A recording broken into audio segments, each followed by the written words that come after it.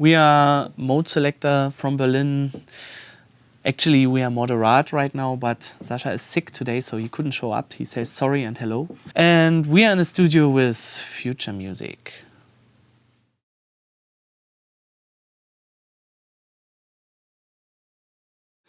Usually we are 3 in the studio, and I'm sitting here on my position because I'm mainly the operator, because I'm quick. That doesn't mean that I'm the better musician or producer, but I'm quicker than others in this room. And I sitting here. Yeah, this is Shari's spot, and You can't see that, but there's a computer, a few little gadgets. I'm working mostly especially with this guy. It's the Razer synth from Native Instruments. This is our favorite software synthesizer. And yeah, this is Shari's place. So he has the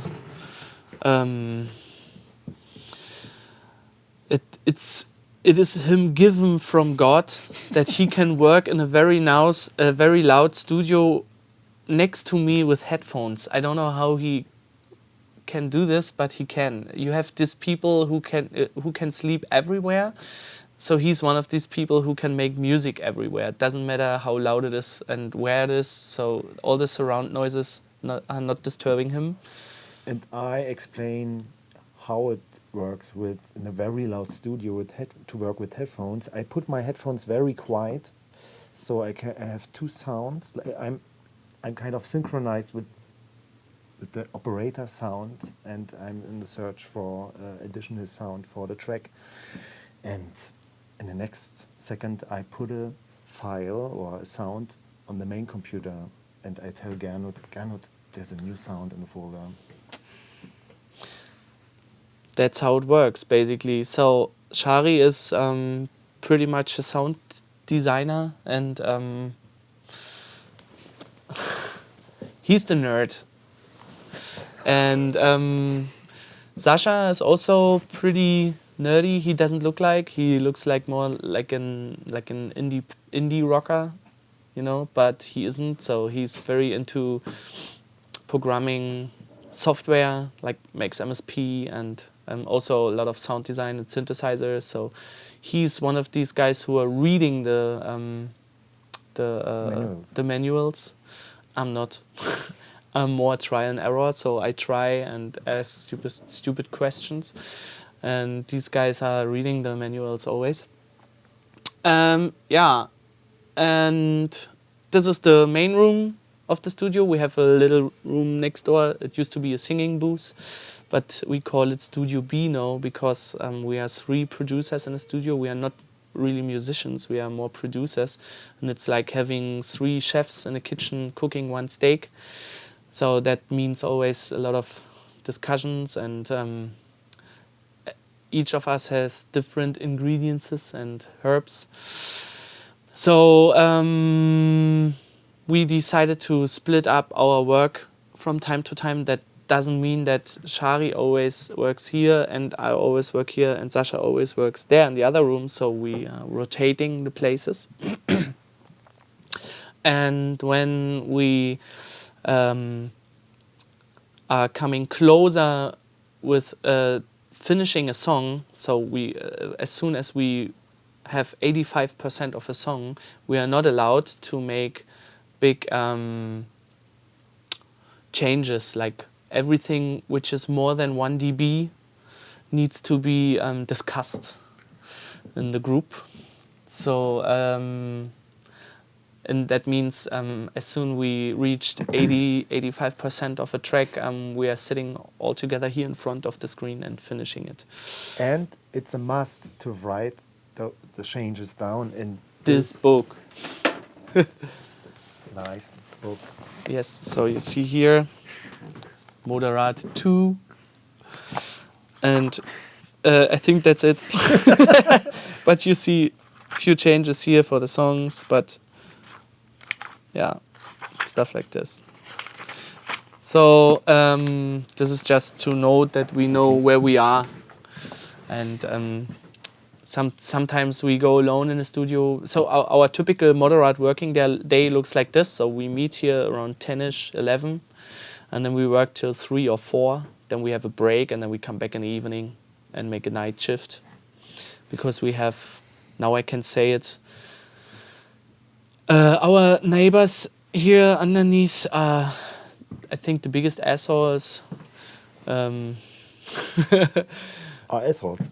yeah, they are the biggest assholes ever. No, they are not, but they are writing software, and they look like people who are writing software, and they need silence. So it's like it's like being in a hospital doing some.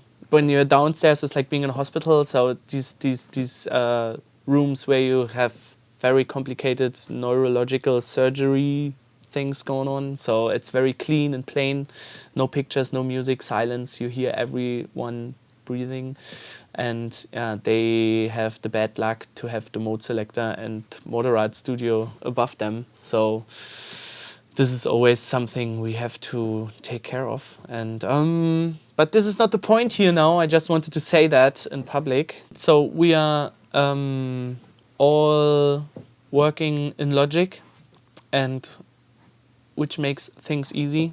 So this is the main computer. This is the studio computer, and each of us has a Moderat production laptop, where we which is also a backup, because we don't do backups on hard drives, we do it on laptops. And that we have the chance to work on the music at home, or on traveling, or if we want to work on a live set, we can easily take things out for the live show, out of the tracks.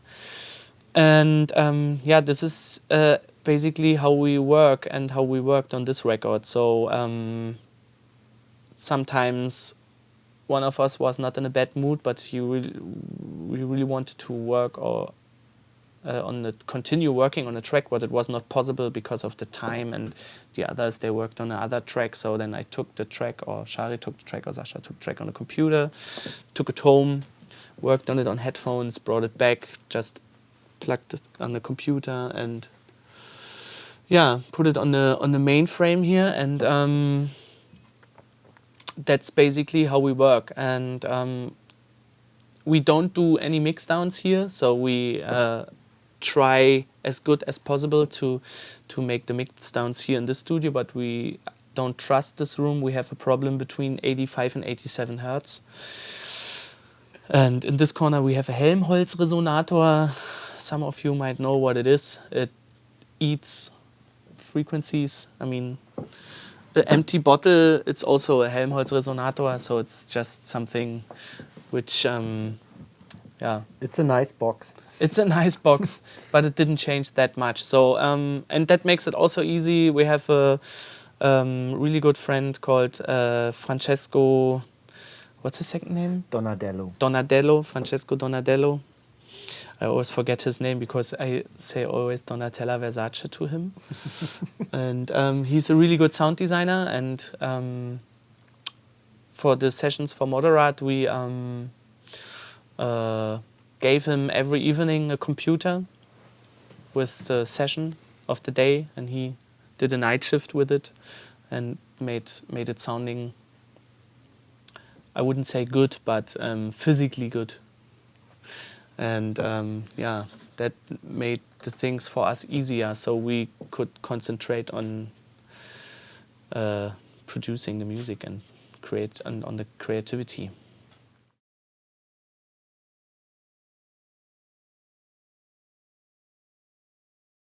Today we want to show you how we made a track from the last Moderat record 2. The track is called Versions. The reason for the title of the track, why we choose the name Versions, is it's very close. You can imagine we had a lot of versions of it. I think 25 or something. But That's not that much. No, it's not that much. We had more worse. I think the top track in terms of having a lot of versions is still Rusty Nails from the first album. We had 85 mixdowns. Yeah, stupid. You go crazy after a while. So you anyway. So this track is called Versions, and we made this track together. And I think I explain you how this works, how we make music. So we work in Logic, as I told you, and we mainly work with audio files. So we record drum sessions with analog drum machines through our Midas mixer, which is F32, which is also a sound card, and it's a hybrid of analog and digital, which makes recordings very easy. So yeah, this is basically how where we record analog stuff, and then we have a few MIDI channels here where we use for the main line, synth line, we use the Sonic Charge Simplant synthesizer, this one. And for the drums, classic EXS24, very useful. You can feed it with samples. What else do we have here? We have Simplant twice. Then for the bass, we have also a Logic synth, EFM1. So you see, we cook our tea with water, like everybody else. And for the deep bass, the ES1, also classic Logic synthesizer. That's a Logic song. And yeah, can you go on track 1? And track 1. No. This is an audio session. This is the environment of a track goes through a lot of steps. So basically we start with a beat, then we add a melody, and then it comes more and more, and then the track is so big that the computer is not able to handle the CPU anymore, so we need to bounce tracks or record several tracks and put the plugins out. And this track has not that many channels. It says it has 44 channels, and yeah, it's very simple. So it has a melody and a bass and a drum and a few vocal samples. And play it now.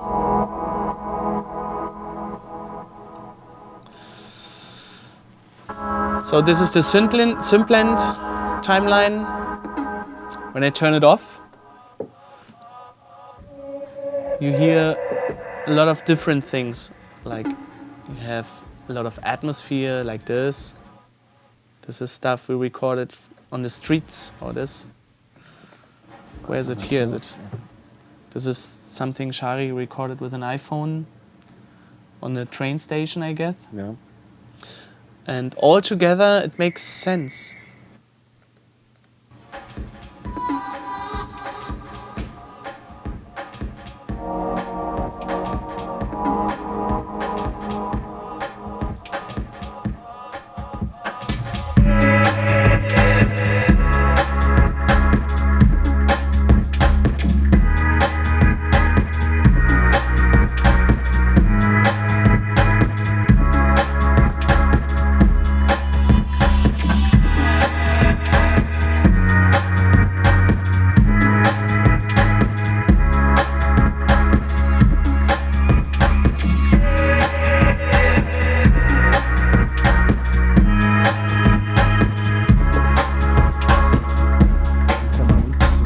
Okay, now I make a cycle for you to show you all the separate elements. So at first I show you the beat.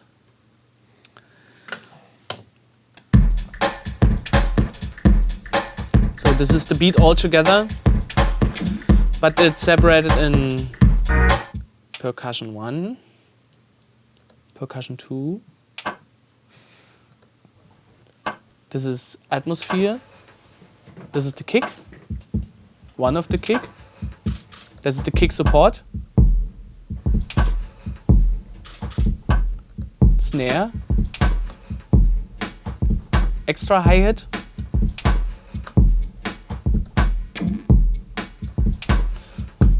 Something nice. And now the drum loop.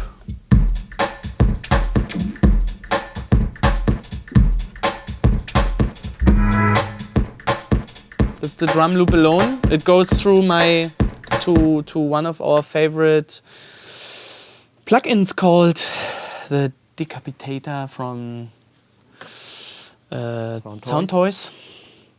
And yeah, it makes things sound shit, but in a good way.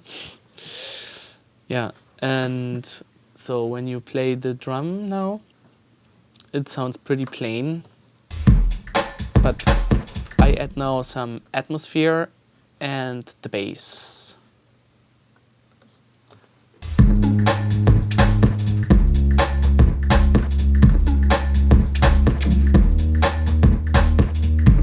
I have to say something very important.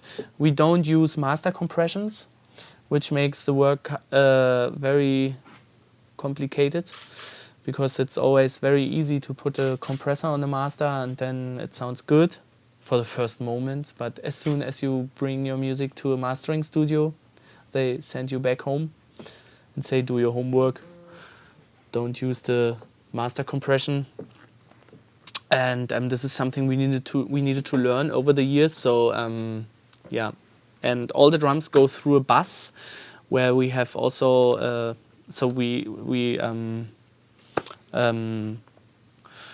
compress drums and melodies and vocals and bass through groups, subgroups, and compress them separately with this API compressor, which we also have here in hardware. And It's from Waves. it's from Waves. It's a Wave plugin. So we basically use a lot of Wave and Sound Toys and native instruments. And yeah, Logic Basic synthesizer. We don't use that much Logic plugins. The track has is based on a beat and on atmosphere and on melody. And now I show you the atmospheres. The atmospheres are Sasha's vocals. So all the vocals you hear now, even the very high-pitched ones, are from Sasha. And we have this very nice plugin called Iris, which is not in here anymore because it's hungry for CPU. So we have just the recordings here, but this is a plugin where you can, yeah. It's like a sampler, like a spectral sampler, and yeah. Yeah, so you can screw and squeeze things through it, and it makes yeah, interesting things. So here you hear a slightly chainsaw. I wanted to say chainsaw. It's a side chain compression. So this is all Sasha. Sasha's voice. And now I turn the theme melody on.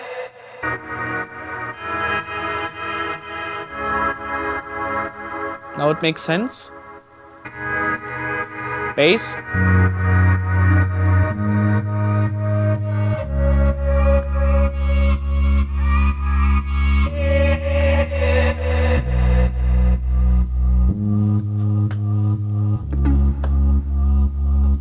Und all together.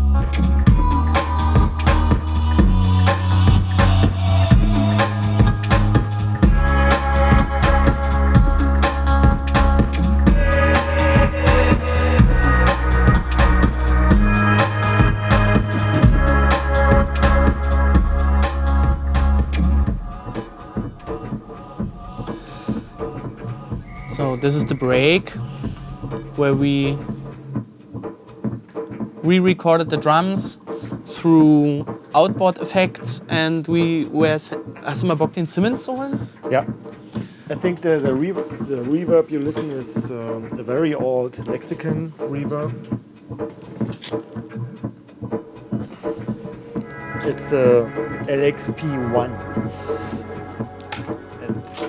And And this sound here in the break,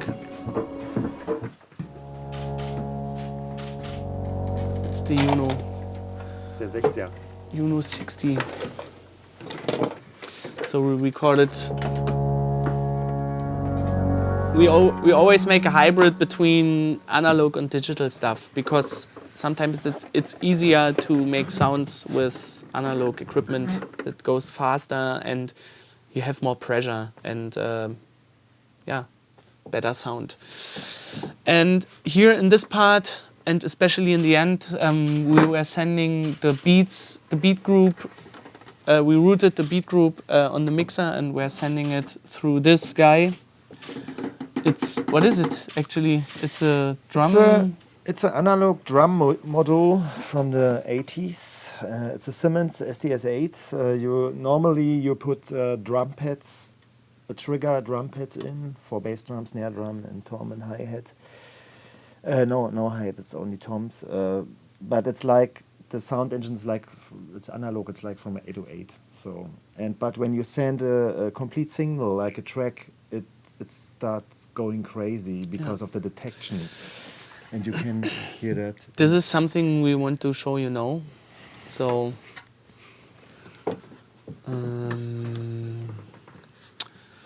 this is the end of the track. We also use it here in the middle, but I think it's the better. It's better to explain, to show you this in the end. So this is the drum. And the drum sounds like this when you send it through the Siemens.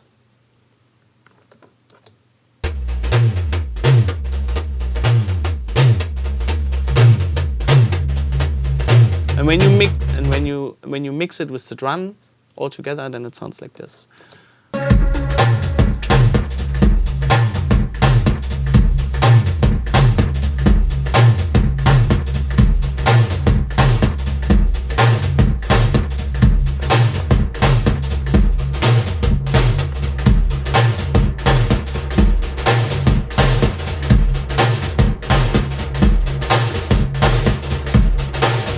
We did some modulations more to the end, like decay changes. And we start. Yeah, I mean, I never heard a sound modulation like this before, and this is very simple to use and yeah, makes sense. And the next day it sounds different. Yeah, you cannot save anything, and it's always like this, you know, this typical things. You record something and then it's gone a minute after. But this is sometimes the way I like to make music, and it makes it much more easier to decide things and to finish songs, because you're not able to go back, because having this total recording thing going on for the whole time makes things sometimes more complicated when you can go too many steps back, you know. So I think it's good for the music when you decide, okay, now it's done, fuck it, next track, you know. So it's like in a whole life, you know. it's a philosophy of our life.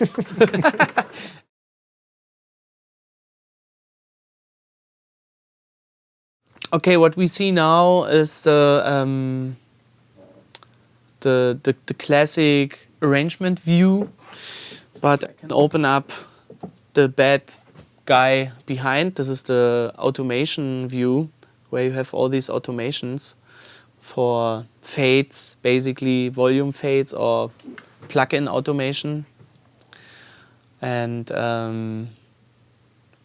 yeah, a lot of material we record from the outboards or vocals are very dynamic, and since we don't use master compression anymore, we have to level things behind the curtain, and this is sometimes which makes the process of production very difficult, because it handicaps you time-wise, because you have to, when you want to finish one little thing, or you want to put this drum section into the end and the drum section from the end into the break, then you have to take care of all the automations, of course. And Logic isn't that 100% able to transport all the automations. That's, I think that's Apple doesn't spend too much money in the last couple of years into Logic. We didn't even switched into Logic 10 yet, because for me it looks like a bubblegum thing, like iTunes. It's like, I don't like. I think for me production software doesn't. It's not allowed to have round corners, you know. So I need. It's like I want to feel a little bit like a surgeon, not like a clown, you know. And so that's why we are still using Logic 9, and we might switch to new software. So we are thinking about Pro Tools, but we are thinking about Pro Tools since 10 years. And we never did the step, but maybe now it's about time to do it. Yeah, and And of course, in the process of Moderat production, it would be dangerous to change the software. So it's the old wise man taught us one day, never change a running system, which has a good side and the bad side, also, of course. But yeah, this is the mixer. So we have several groups for rooms. For example, I put this on solo, nothing happens, of course. Nothing happens, nothing happens, nothing happens. in the end. It's in the end.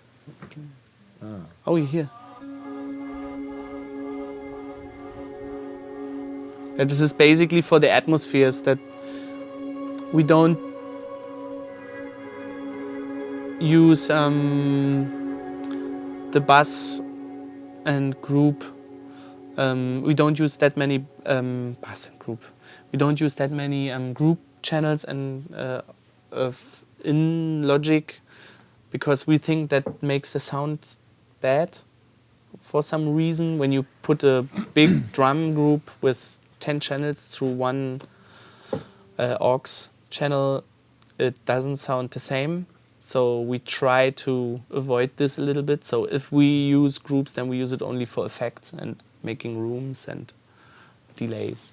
It's all about leveling and EQing. So we give the laptop with the session to the guy, and he has to use our session in his room. It's just all about the room. It's not about skills or whatever. So because here you got lost in sound, and you are messed up in your drama, you know.